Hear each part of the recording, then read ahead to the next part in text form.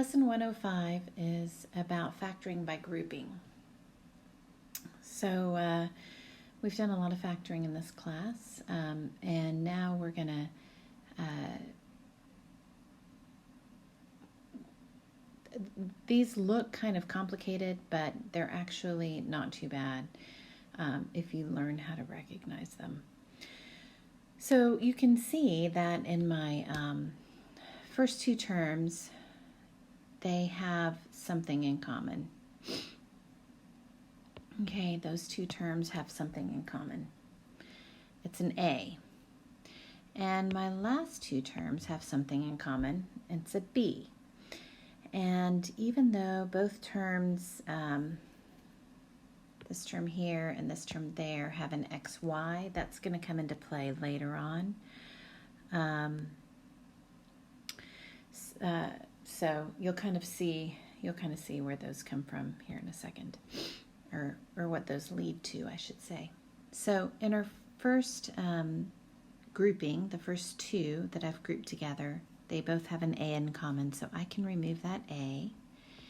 And when I take out the A, I'm left with XY minus 4. Okay? I've basically taken that A out and put it in the front. I'm going to leave my addition sign, and for the last two terms, we have a B in common, so we're going to do the same thing. XY minus 4 is left when I take my B's out. Those are being taken out to the front.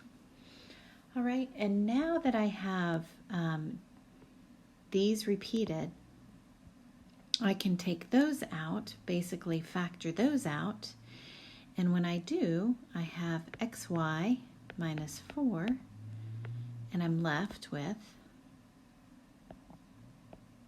A plus B. That's how we do those. So it's kind of like double factoring. The nice thing is usually they have them in, you don't have to rearrange the order or anything like that. Usually you can just take the first two terms and the last two terms and figure out what needs to be pulled out. So in the first two terms, they both have A's, so I'm going to pull those A's out to the front. And I'm left with C plus 2D plus, and in the next one, I can take out a 2 and I can take out a B because I can take a 2 out of the 4. So I'll pull out a 2B and I'm left with C plus 2D. Obviously, your goal is to get two of the same terms so that you can factor those out and be left with the other terms that are being multiplied by them. So we pull out the C plus 2D, and we're left with A plus 2B. It's like a double factoring. Okay, there's two more practice problems for you guys to do on your own. I don't think you'll have any problem with those.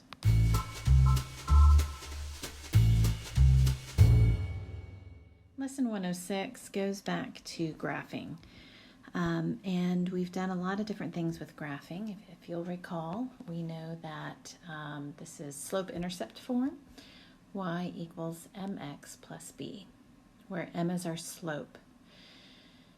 We've also, in recent weeks, we've studied the fact that you can find the slope if you have 2 points. That's the situation we're in right here, is we have 2 points but no equation, so we have to figure out what the equation is. So one thing we know we can do is we can find the slope using those 2 points, because if you'll recall, we find the slope by taking y2 minus y1 over x2 minus x1.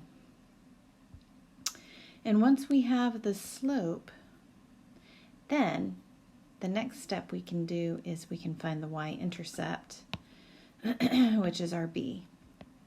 Okay, that is the y-intercept. But let's focus right now on finding the slope. let's look back at what we have. All right, so we've been given these 2 points, 4, 2, and -5, -3. And of course it creates a line.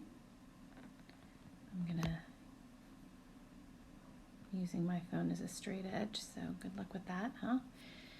Whoa. Okay. So what we're trying to figure out is how can we take that line that we have and make an equation out of it. Well, we can, let's start by finding the slope. All right. Now, as you'll recall, it doesn't really matter which point is our second point and which point is our first point. The main thing is that we want to get the y2's from the same point and the y1's from the same point. So let's just y2 and y1 and x1 from the same point. So let's just say that this is going to be point 1 and this will be point 2. Okay, and slope equals y2, which is -3, minus y1, which is 2, over x2, which is -5, minus x1, which is 4. So our slope equals -5 over -9, which is the same thing as 5/9. Okay, it's a positive slope. So now we look back at our points and our line that we created, and we can see, yes, that is definitely should be a positive slope. So it's a good thing that we got a positive slope. So now that we have our slope,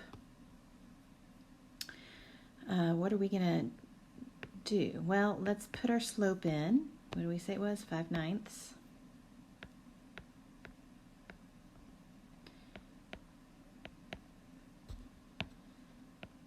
Okay, so at this point, all we need to do is find our b. We can leave our y and our x because that's what the equation of a line looks like. We always need to have something filled in for our slope, and we always need to have something filled in for our y-intercept, but we just can leave the x and the y like they are. Okay, so I want you guys to think about how could we figure out what b is.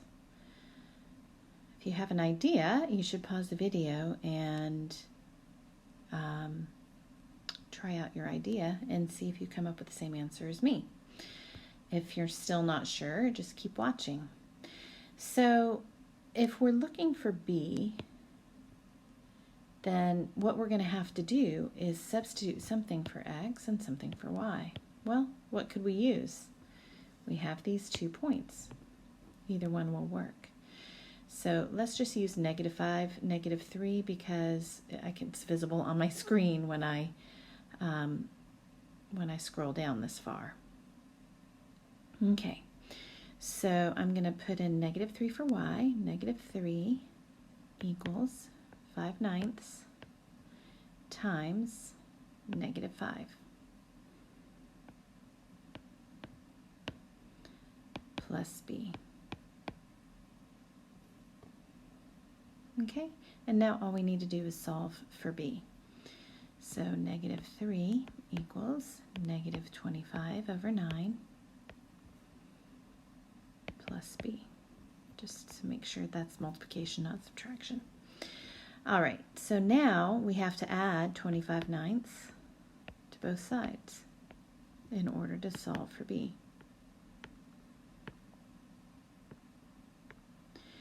Well, how can we add, whoops, I wrote 29/9.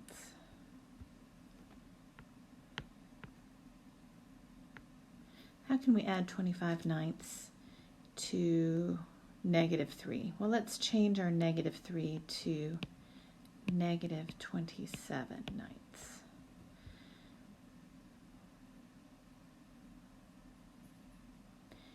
Because I multiplied my -3 by 9 over 9. And so I got negative 27 over 9, just so you know where I got that from. And when I add those together, I'm left with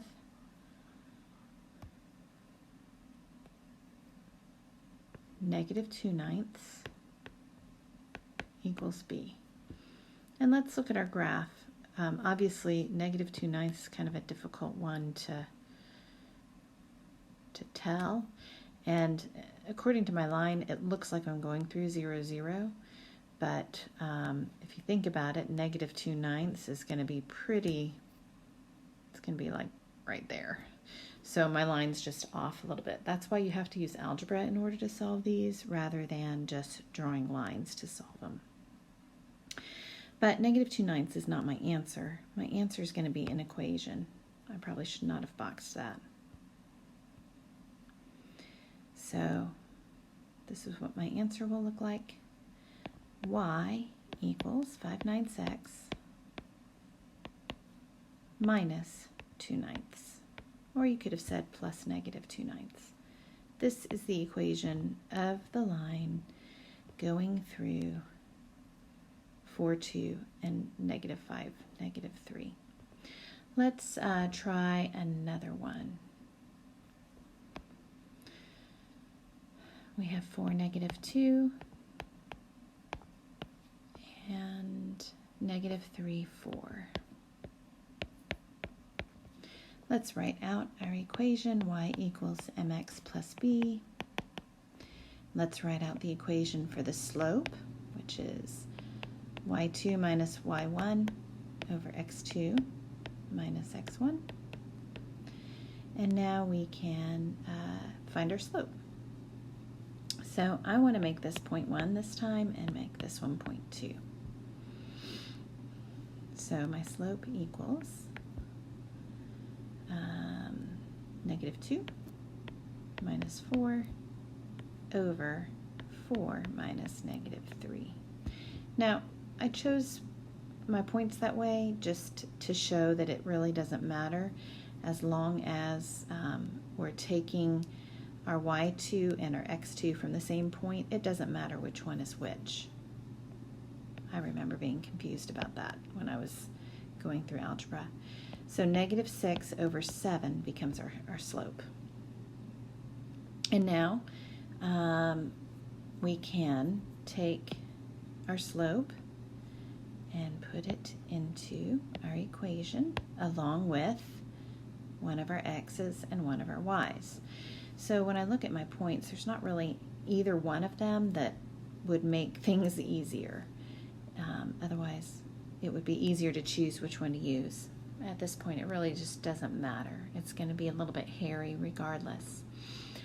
So I'm going to first just substitute my slope.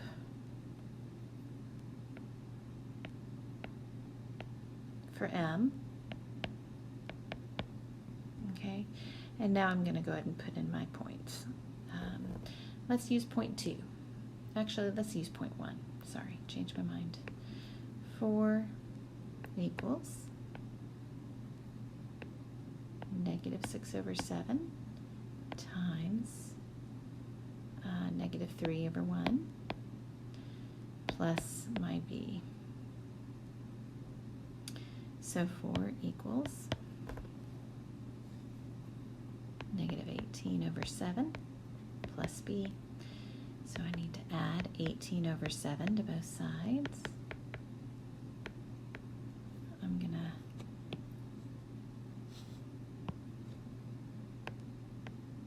rewrite that 4 because it looks really awful.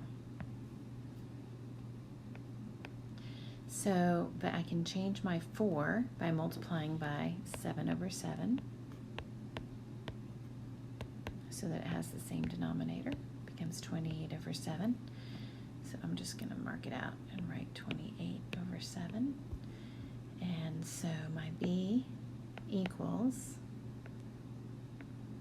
46 over 7. Now, you can just leave it like that. You don't have to change it to a mixed number.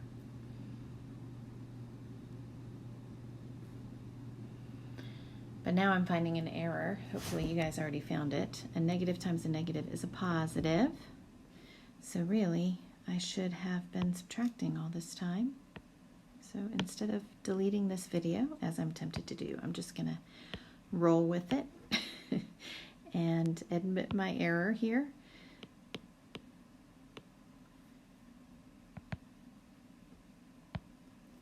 So instead of 46, we get 10/7 for B.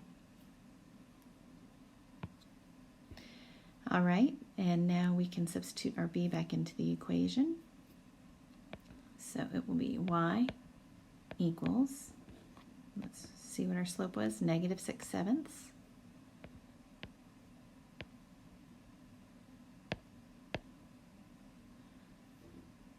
Why is this doing that? -6/7 x plus 10/7. And that is my answer for that equation. Go ahead and try to do the other problems. I will say that the next one is tricky. So we should probably, let me go ahead and do the next one as just an example of one that is kind of tricky. All right, my points are 4, 3, and 4, -3. Okay, so y equals mx plus b. And my slope equals, I'll say this is 0.1, 0.2.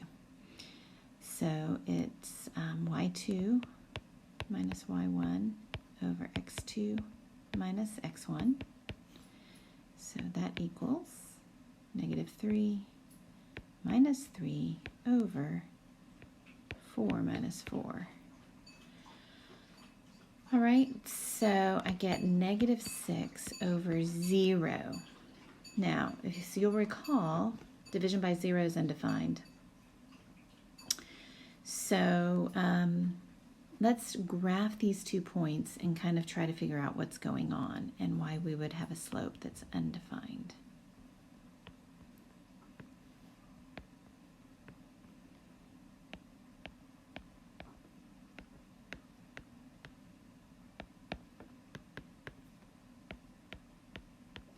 Yeah, anytime you're confused, it does help to graph some points. All right, I'm going to use green. It's kind of a green day. So my points are 4, -3. I don't know why I'm graphing that one first. And 4, +3. So as you can see, oh, that's bad. When you don't use a straight edge, things don't go so well. So as you can see, we have a vertical line.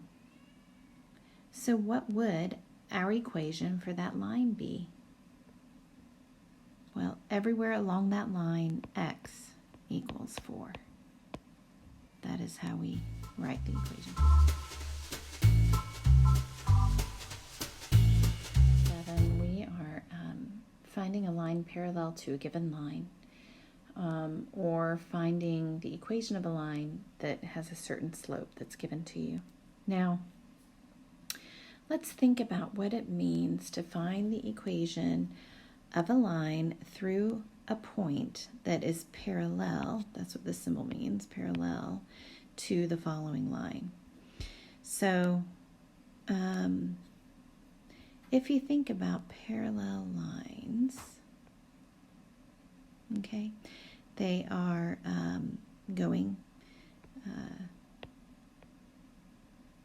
they're always going to be the same distance apart everywhere along those lines, right? And so when you look at them, hopefully you can see that the slope of this line has to be identical to the slope of that line in order for them to be parallel. It's the only way they can be parallel, is if their slopes are the same. So essentially what this is saying is they're giving you this equation of a line, and what they want you to do is to figure out the equation of this line, but it's going to have the same slope as that line. So essentially they're giving you the slope. And then all you have to do is find your intercept, because just because the slope's the same doesn't mean they intercept the y-axis in the same point. So this is my intercept for that line, this is my intercept for the other line. So essentially you're given the slope, and what you have to figure out is, what is my y-intercept?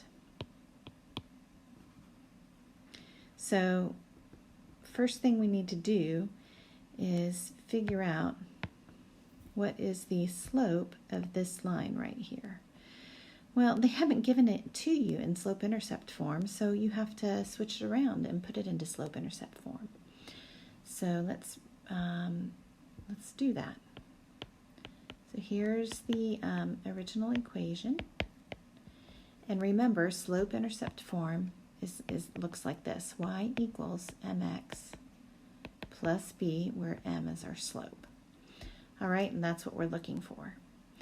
So let's just subtract 4x from both sides, and we end up with 3y equals negative 4x plus 7. So does that mean that negative 4 is our slope? No, because our equation is not solved for y yet, is it? We have to solve for y.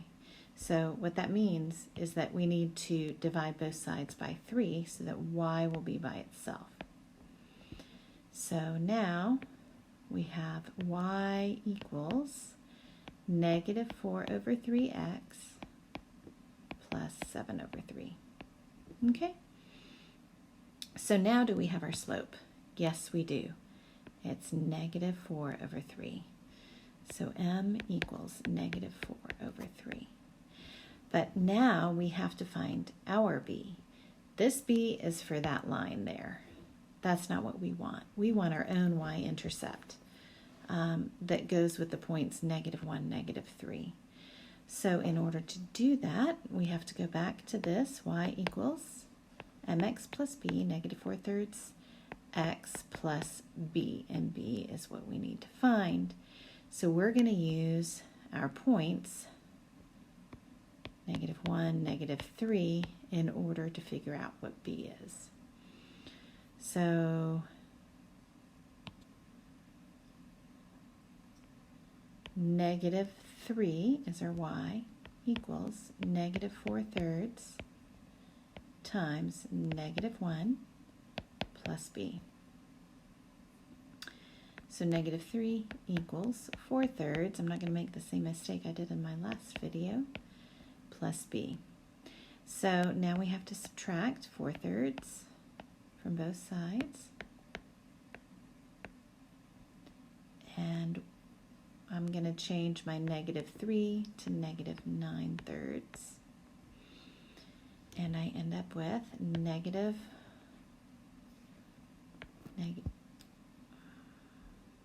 something happened. Negative 13 over 3 equals b. And is that my answer? No, that's just my y-intercept. Now I have to write it out in an equation form. So I get y equals, remember what my slope was? Negative 4/3 minus 13 over 3, because my b is negative. So let's write the two lines together. My other line is y equals negative 4/3 x plus 7/3. Okay, so as you can see, our lines have the same slope, but they have a different y-intercept. So I'm going to erase all of that, and I'm going to draw a box around the line that goes through the point -1, -3, but is also parallel to this equation.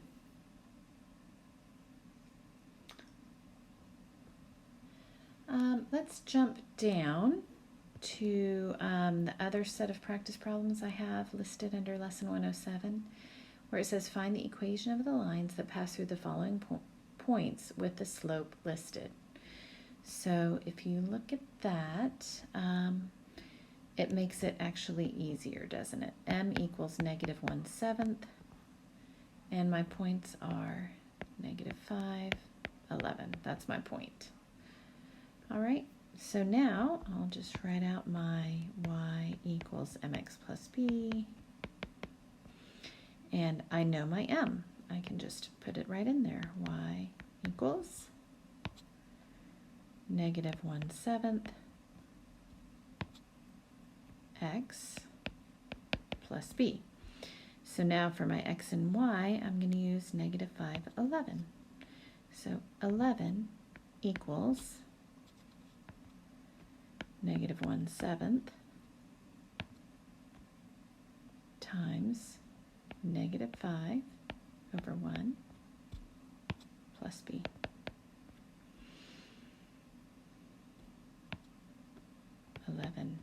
Equals 5/7 plus b. And now I can subtract 5/7 from both sides.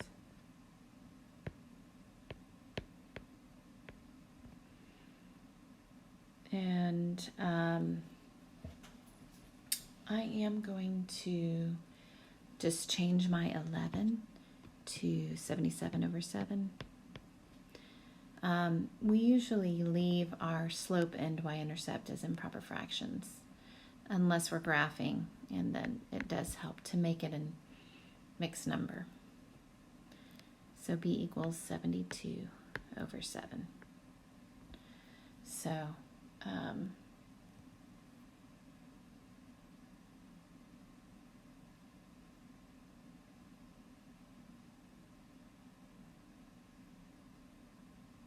So the line, our equation, sorry, I'm looking, and for some reason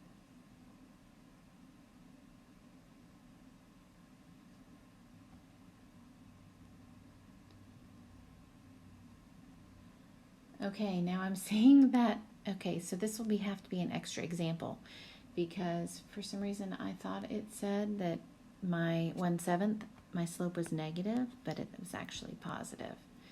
So I've made another mistake, but let's just do it as if our slope was negative. So our final answer would be y equals -1/7 x plus 72/7. Okay, so that's not the example that I gave you. Let's do the example I gave you then. So if the slope is 1/7 instead of -1/7, and our point is -5/11, then we have y equals 1/7 x plus b, or 11 equals 1/7 times -5 over 1 plus b. And now we have 11 equals -5/7 plus b. And in this case, we add 5/7 to both sides. This becomes 77/7. And I find that b is 82/7. And my equation equals y equals 1/7 x plus 82/7.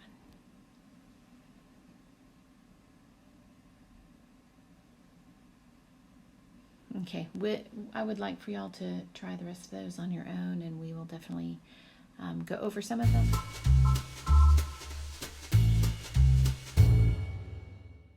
Lesson 108 is about square roots and radical equations. So these are things we've talked about before, but we're going to be handling them in a different way. You know what the definition of a square root is, that if x is greater than 0, then the square root of x is the unique positive real number such that if you were to square that,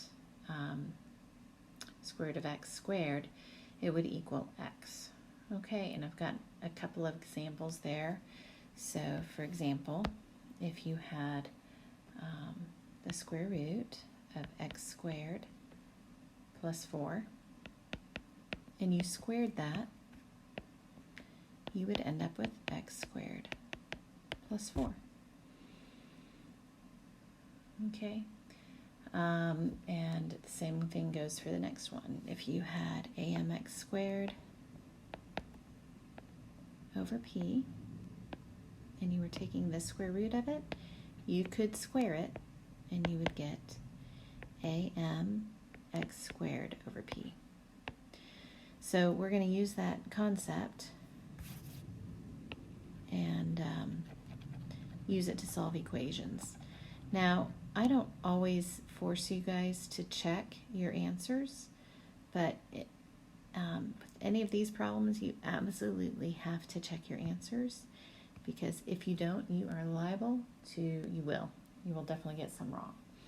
So, in fact, we're going to skip the very first problem, and we're going to come back to it. The square root of x minus 2 plus 3 equals 0. Let's have that be the second problem we do. So, when we have problems like this, the first thing we want to do is isolate the radical. Okay, so in order to do that, my minus 6 is not under the radical, so I can take it to the other side. And now, on my left, I have the square root of x minus 2, and on my right, I have 6. So in order to deal with that radical, what we want to do is we want to square it. But you can't just do something to one side of an equation. You have to balance it by doing the same thing to both sides of the equation. All right, when we square the square root of x minus 2, we get x minus 2. And when we square 6, we get 36. And now we can solve for x. Add 2 to both sides, and we get x equals 38. And normally we would think we were done, but we're not, because we need to check and make sure that 38 works, because it won't always work, because there's only one unique answer, and we can come up with some faulty answers when we're doing problems this way. So let's substitute 32 into our equation. So 38. 38 minus 2 minus 6 equals 0. The square root of 38 minus 2 is the square root of 36. Minus 6 equals 0. 6 minus 6 equals 0. So that is a valid answer. Let's go back up to the first one that I skipped. And we are going to isolate the radical, just like we did on the previous problem. So minus 3, and we get the square root of 2, square root of x minus 2 equals negative 3. If we square both sides, we get x minus 2 equals 9, and then we add 2 to both sides, we get x equals 11. Now we need to check it. So the square root of 11 minus 2 plus 3 equals 0. Well, 11 minus 2 is 9. Square root of 9 plus 3 equals 0. Well, that is not true. 3 plus 3 does not equal 0. So 11 is not an answer for this problem, so it's actually an empty set. There is no real number that will satisfy that equation. let's do another one because these can get a little bit tricky. Let's go ahead and do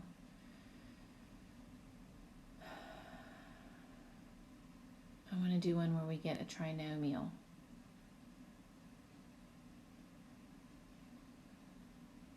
So let's do the square root of x minus 1 minus 3 plus x equals 0. So it's the bottom row on the left. Okay, so we know we need to isolate the radical, so let's add 3 and subtract x from both sides. And we get the square root of x minus 1 equals negative x plus 3. All right, and now we have to square both sides, don't we, in order to get rid of the radical. So when we square that one, we get x minus 1. Now here, what I don't want y'all to forget is that you're going to need to write these out. Negative x plus 3 times negative x plus 3. Okay, let's do it in blue. Negative x times negative x is x squared. All right, and then outside we get negative 3x. Inside we get negative 3x. Last we get 9. So when we put it back into our equation here, we have x squared minus 6x plus 9. Now we want to set our equation equal to 0 so that we can figure out what possible solutions there are for this. So in order to set it equal to 0, I'm just going to pull both of these over here by subtracting x and adding 1. Subtracting x and adding 1.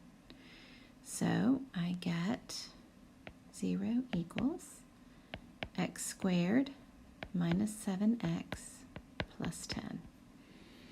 And now I can factor this. I have to remember that both of my signs are the same because of that addition symbol, and they're both negative because of that subtraction symbol. So what multiplies to get 10, but adds to get negative 7? Well, negative 2 times negative 5 would equal positive 10, and negative 2 plus negative 5 equals negative 7. So I know that my solution is x minus 5, x minus 2 equals 0. Now remember, once we have it factored in this form, we can take each part and figure out what makes the equation equal to 0. So x minus 2 equals 0, so that means x equals 2. And x minus 5 equals 0, so that means x equals 5. So 2 and 5 are our solutions for this equation. But we don't really know for sure until we substitute it back into the original equation. So I'm going to rewrite my original equation. The square root of x minus 1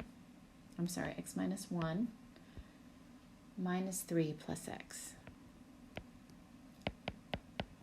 equals 0.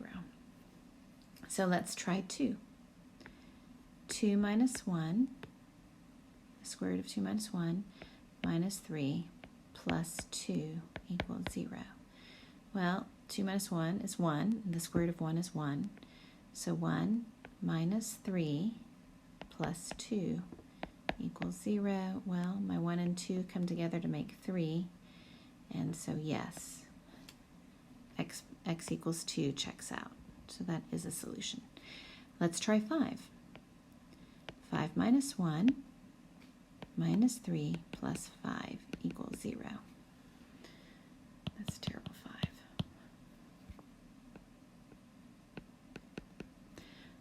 So the square root of 4 minus 3 plus 5, which is positive 2, plus 2 equals 0. The square root of 4 is 2. 2 plus 2 equals 0. Is that true? No.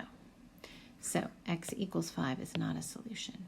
X equals 2 is our only solution for this.